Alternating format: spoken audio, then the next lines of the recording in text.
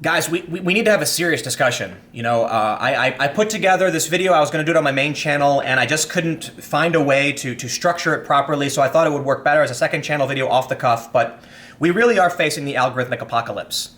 And I'm not exaggerating. This is a really serious thing you need to think about. The story I've pulled up is from New York Mag.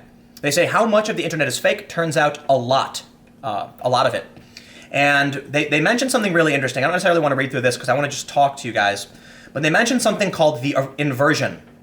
The inversion is something that was terrifying to Google.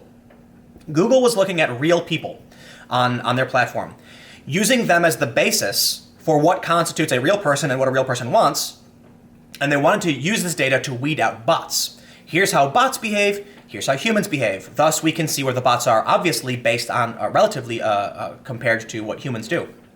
Something scary is happening, an inversion, where there are more fake accounts operating on the internet than real people.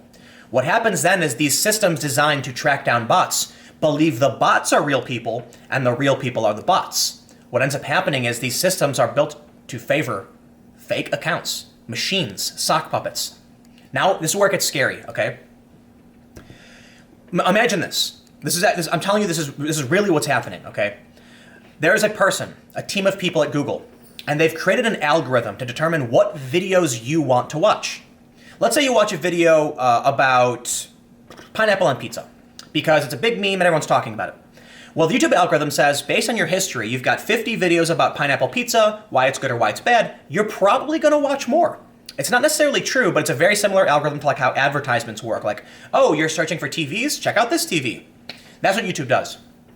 What happens when what happens with this is that people start watching more and more of similar content. Bubbles form on YouTube, and I'm gonna do an interview later. But basically, you have these pockets where it's like mainstream media, culture war issues, gaming issues. They become spheres because people are being driven to only see what this algorithm thinks it wants. It gets scary when you realize there are companies that create fake accounts to manipulate advertisers into basically giving them money. So someone creates a bot, a botnet, a series of all these different robots, thousands. They'll all watch a video, and the advertiser then says, "Wow, we got 1,000 views. Here's your money," and that goes to the guy who made the fake bot account. The algorithm then sees how these bots are interacting and says, "This is what people want to watch." What do we see? You may not remember this ElsaGate stuff. ElsaGate was a disturbing trend where I talked about it, but this is a really good example of how humans are slowly driving ourselves into the algorithmic apocalypse. We started seeing freaky videos of Elsa from Frozen being run over by a train. Pete, look at this. Elsa got hurt, knife in hand. There's an exploded, a finger chopped off with blood everywhere. Why was this happening? Because the YouTube algorithm was just showing videos to kids and auto-playing. Basically, the kids didn't touch anything. The algorithm then kept producing things with Anna and Elsa and Spider-Man and the Hulk and the Joker. And then what ends up happening is these people who want to manipulate the algorithm into making money started producing content that would work in that direction. So symbiotically, they would use computers to generate videos where you would see the Hulk and Hitler dancing together while singing these really horrifying children's songs that sounded just absolutely terrifying. What we now see is, let me try and break it down simply, it's getting complicated. Humans create an algorithm. Other humans create bots. Those bots and that algorithm talk to each other, tricking each other into thinking that they want to see what each other is doing, right? So this bot says, "I like these videos," then this says, "Here's more." Children then see those videos. Children are then being raised by this psychotic algorithmic feedback loop of fake content where Hitler and Elsa are dancing together and doing this other nonsense. They grow up on it. Their views are becoming twisted and insane. And they're like, I kid you not, I believe that in 15 years, we're gonna see like Joker Hulk fetishes. There's gonna be a subculture of people who dress up like the Joker and the Hulk and give each other shots in the butt. Because machines are now dictating the development of our culture and not people, right? There was a period where, for the most of humanity, a human would decide what mattered based on what actually mattered, for the most part with their opinion, right? A newspaper editor would say, okay, people are talking about this trade issue, so let's write about the trade issue and get views. Now that we've handed off that responsibility to machines, The machine just simply says, a lot of people are sure watching this weird Hulk Elsa, Joker video. Let's put that at the front page, front and center. And now our culture is going to be impacted by that. So let's take a look at how to explain it. The news cycle, right? The news cycle is shaped by individuals, for the most part, who choose what story matters. If the New York Times runs a story on the front page, it's going to manifest itself among all of these different communities because that's a story that's important. The New York Times is the paper of record. That is slowly going away as the internet creates many more avenues for information consumption. You've got way more newspapers, you've got different websites, and thus, we've stopped seeing a core Central American identity, and it's being split up amongst many, many smaller communities. It used to be like music, for instance. They could make so much money. All these musicians, there was a small amount of top musicians making a ton of money. It's still kind of true, but it's actually spread out further to where you actually have smaller musicians who can make money. And now there are people. There will be like a song you might think is the greatest song. You hear it all the time, but it only gets like 5 million views on YouTube compared to like Justin Bieber, who gets billions. And it's because things have been spread out because now everyone has access to sharing and consuming information. Thus, we can't police all of the content being uploaded. We can't police all of the speech being uploaded. So these companies have resorted to algorithms to try and figure out what works and what doesn't. Then people try to exploit that by putting bots in it, and here we are. In 20 years, humans will likely be removed from the equation entirely. I can make a video based on the culture I grew up in, and I grew up in a culture just before the internet. So a lot of my values and beliefs come from a pre-internet era. It was shaped by humanity. But what's going to happen to these babies who are watching these videos? What's going to happen? Look at this psychotic. This is absolutely insane. Toilets with fangs biting the Joker. It's getting to a point where people like these kids are being raised on these videos because they're sitting there staring at the iPad and watching this. And now we can say that parents need to do something about this. But for the most part, the average parent doesn't pay attention and doesn't care. This problem was noted and it was dealt with for sure. But we're only going to push it's not going to change. It's not going to, I should say this. This problem specifically goes away, but the issue of algorithms determining what we value as a culture is going to be, it's going to keep happening. So this is a service called White Ops. These are guys that I actually know. I used to hang out with, and what they do is they track bots because it's ad fraud. People make robots. This might be this is kind of where we get to the good news. This might be a solution to this problem in a sense. These companies exist to track down fake accounts that are trying to manipulate advertisers, basically. So if an advertiser buys 100,000, they say we're gonna buy views on this website, and then they get like 100,000 views, it may turn out to be that more than half of those are bots meant to trick them into thinking people are actually being advertised to. According to the first story, the inversion talks about the point at which more than half of all people on the internet are bots.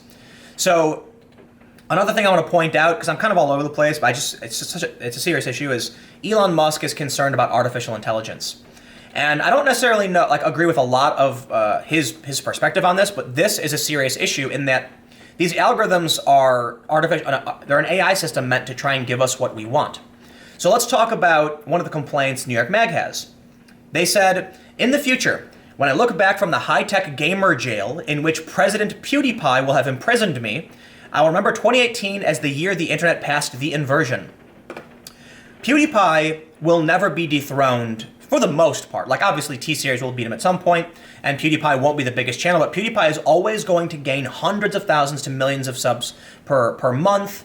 Because he's so big, the algorithm assumes, it's like a law of power thing. If PewDiePie gets, 10 million views in a day, the algorithm says, wow, this guy got 10 million views, people must like him, show him to more people. And so that means because PewDiePie's on top, it's really easy for him to keep gaining traction because of the algorithm. And this is true for many other channels. If you know how the algorithm works, you can make yourself rich and famous. Culture will not be decided based on what we actually value, but based on those who know how the algorithm works. You realize how crazy this is getting? So there's an inversion to this. PewDiePie's kind of like a regular normie type dude. Obviously he's an internet personality, he makes jokes. But the inversion then is those who oppose PewDiePie counter the algorithm to present a dueling narrative. Thus PewDiePie becomes a white supremacist and a Nazi. Categorically false. But now you can see the first inkling of how psychotic the world is going to become. These far left sites, that smear PewDiePie as a gateway to the alt-right. They call people who are clearly apolitical white nationalists. Why? Their algorithm feeds into this. Human behavior being dictated by machines, and this is driving a major aspect of the culture war. You think the culture war is bad. Wait until these kids raised on Joker being bitten by toilets. Wait until these people, here, I'll give you a scenario. In 100 years, you have people complaining about and advocating for mechanized toilets with teeth. Just weird shit that has nothing to do with reality. PewDiePie is not a white supremacist or Nazi. And there's almost no evidence to suggest he is, other than he one time recommended a channel. It's nuts. Sure, PewDiePie's done some dumb jokes, but like they complain about PewDiePie making a joke about Jews. South Park does it literally every day and every night. So why is it that the narrative doesn't target South Park? South Park is on television. Algorithms don't affect that television stuff necessarily. The internet is affected by the algorithm, which means how YouTube search works, how Facebook chooses videos, how Facebook chooses posts, how Twitter chooses posts. It's all becoming algorithmic. That means these companies know they can manipulate individuals, producing content that counters a certain narrative or shocks and sensationalizes, and then we're going to end up in a world where people are literally writing for the New York Mag that they believe it's semi-facetious, but this idea that PewDiePie would lock you up in a jail is nuts. PewDiePie talks about memes all day. This is where we're headed. This guy thinks it's funny to point out that PewDiePie is going to be putting people in gamer jail. And obviously he's making a joke, don't get me wrong. But this narrative comes into existence from this algorithmic trend. So anyway, I could rant on this for a million years, but I feel like I just needed to rant about it. I needed to rant about it. I had these tabs pulled up, and I need to talk to you about this because I'll admit it, we're doomed. There's no solution. There isn't. The more that the internet becomes this way, the more the internet expands. We are headed down this path. It will happen. It has already happened. Look, right now, we were able to fix this psychotic trend of Elsa chopping her fingers off and getting run over by trains, and monster toilets biting people on the butt. Hitler, like I kid you not, Hitler and the Hulk dancing together. This is what was being made. These freaky videos. These thumbnails are being generated by a computer algorithm. We were able to stop this, but it will happen again. It will get worse because there's always some kind of system being developed to try and exploit the algorithm. And there are kids who are raised by this and they will never forget it. And I wonder where those people will be when they're adults and what weird things will be in their minds. So anyway, yeah, it gets even worse. Look at it, like, my God, man. It seriously gets worse. So anyway, yeah, we're doomed. Stick around, I got more videos coming up in a few minutes.